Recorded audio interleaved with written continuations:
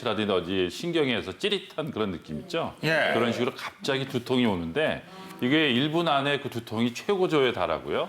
그렇게 최고조에 달해서 5분 동안 이게 지속이 되면서 약간의 마비 증상도 오고 그다음에 이것이 지속되면서 구토 증상도 오고 또 어지럽고 이럴 때 우리가 어떤 그 뇌졸중을 좀 의심할 수 있는데요. 혈관이 막히는. 이런 뇌혈관이 막힌 뇌졸중은 혈관이 어디에 막히냐에 따라서 이런 식으로 두통이 심하게 올 수도 있고 그냥 졸린 듯이 올 수도 있습니다. 그래서 이런 증상이 왔을 경우에는 또는 집안에 이런 뇌졸중으로 인해서 병을 앓은 가족분이 계시거나 또는 과거에 자신도 몰랐는데 뇌졸중을 앓았다는 그런 얘기를 들은 분 같은 경우에는 이런 증상이 올 경우에는 반드시 병원을 방문하시는 게 좋겠습니다. 교수님이면 뭐 대부분 이렇게 아시겠지만 저희 같은 사람들은 뭐 어지럼증, 뭐 이런 그 두통이 네. 뇌졸중인지 아닌지 판단하기가 쉽지 않거든요. 그렇죠. 그런데 이 뇌졸중 증상이 그 어지럽고 두통 이외에 또 이렇게 주의 깊게 봐야 되는 증상들이 또 있을까요? 예, 그렇습니다. 우리가 보통 가족분이나 또 어르신들이 어지럽거나 두통이 심하다 그러면 빨리 응급실을 모시고 가서 특히 밤에 그때 참 당황하게 되는데요. 네. 그래서 간단하게 세 가지를 미국 뇌졸중 학회에서 어떤 그 증상이 있을 때 주위 분들이 테스트해 볼 수 있는 그런 걸 발표를 했는데요.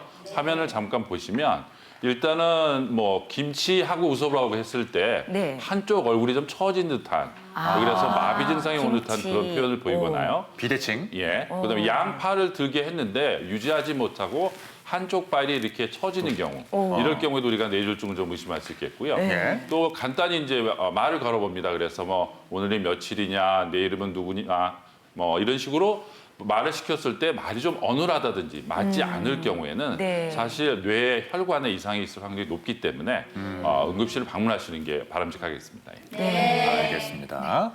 자, 그리고 뇌졸중에 이어서 두 번째 보겠습니다.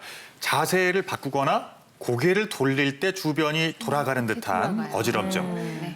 요 이제 산증인 여기 계시는데 이럴 적에는 이걸 의심해 보셔야 네. 이석증 나왔습니다. 예. 네, 이석증은 사실 정확한 진단명은 아닙니다. 이게 이석증은 저희가 원인이 되는 게 이석이라고 해서 이석증이라고 얘기하는 거고요. 네. 정확한 진단명은 양성, 발작성, 두위 변환성 어지러움이랍니다. 어렵네요. 좀 길죠?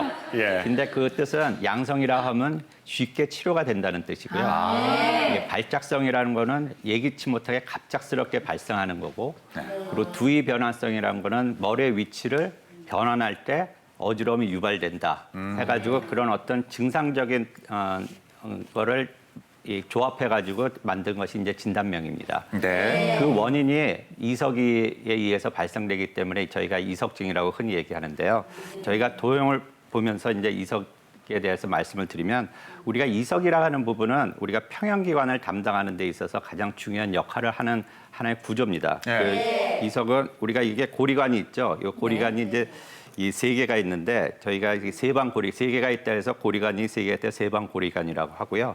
요 안에 이렇게 좀 넓어져 있는 부분을 우리가 전정이라고 그러는데 요 안에 이석이 들어있게 됩니다. 벽에 붙어 있게 되는데요.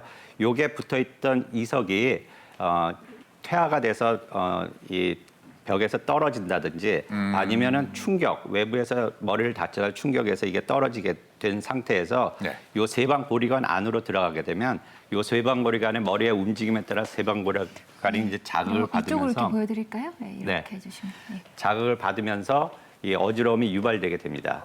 그래서 되게 이석증을 겪는 분들은 갑작스러운 어지러움이 주로 아침에 발생하게 되는데 그 아침에 일어날 때 세상이 막 빙빙빙빙 돌고 토하고 걸을 수가 없어가지고 본인이 혹시 뇌졸중이 아닐까 하는 의심으로 응급실을 찾게 되는 경우가 많습니다. 예. 간혹 두통을 동반하는 경우도 상당히 있는데요.